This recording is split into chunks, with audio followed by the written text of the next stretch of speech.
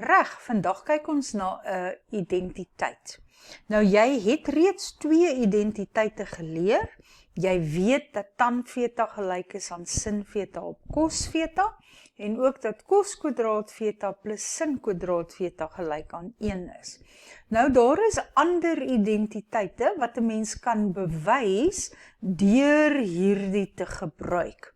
Soms ook reduksieformules, maar hoofsaaklik die 2 bekende identiteite. As jy nou na die vraag lees, het dit beskou sin kwadraat alfa vermenigvuldig met tan alfa plus 1 op tan alfa is gelyk aan tan alfa. En dan sê die eerste vraag, bewys die identiteit. So vir vraag A, kom ons skryf maar in swart. Vir vraag A wil ek bewys dat dit waar is. So ek kan nie begin deur dit gelyk te stel nie, want wat wil ek dan bewys? So my linkerkant is sin kwadraat alfa tan alfa plus 1 op tan alfa. En my regterkant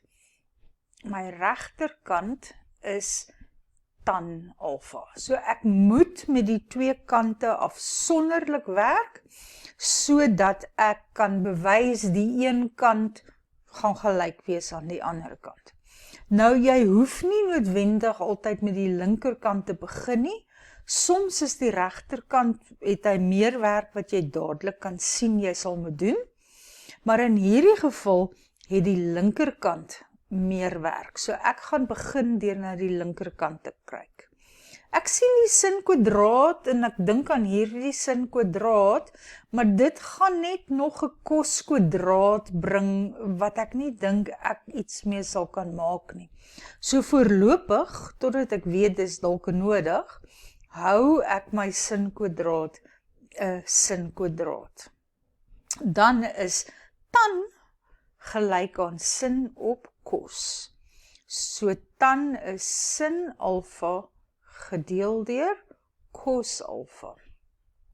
En 1 op tan beteken ek moet net hierdie tweeetjies omdraai, so dit gaan wees cos alfa op sin alfa.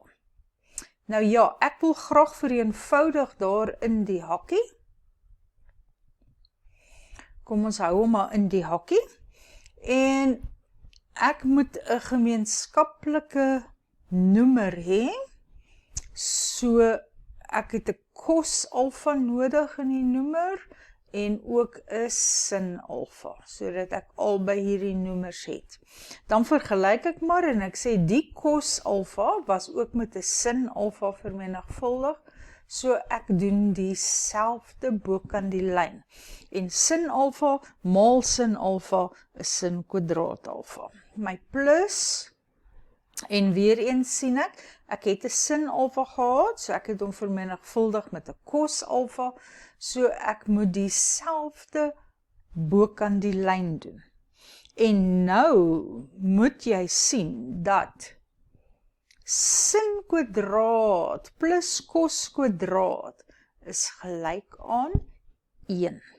So ek het hier, bokant die lyn is sin kwadraat alfa en 'n 1, want sin kwadraat plus cos kwadraat is 1, en dit moet ek deel met cos alfa sin alfa. Nou ja, sin kwadraat beteken sin alfa maal sin alfa, so hierdie sin alfa gaan met 1 van daardie kanselleer, so ek bly oor met sin alfa gedeel deur, is 'n lelike lyn, gedeel deur cos alfa, ekskuus, dan moet ek net met my pen reg kry, cos alfa, en sin alfa gedeel deur cos alfa is my identiteit wat gaan sê dat dit maar net gelyk is aan tan alfa. En kan jy sien, dit is wat ek aan die regterkant gehad het.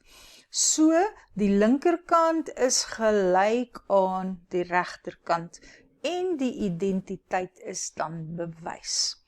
Vir die B-vraag sê hulle vir watter waardes van alfa is die identiteit ongedefinieerd. Nou laat ek net 'n bietjie plek maak. Ek dink ek wil sommer hierdie ook opskuif, ek het dit eintlik glad nie nodig nie. So, kom ons praat net so bietjie oor ongedefinieerd. Wat beteken dit? Ongedefinieerd beteken deling deur 0.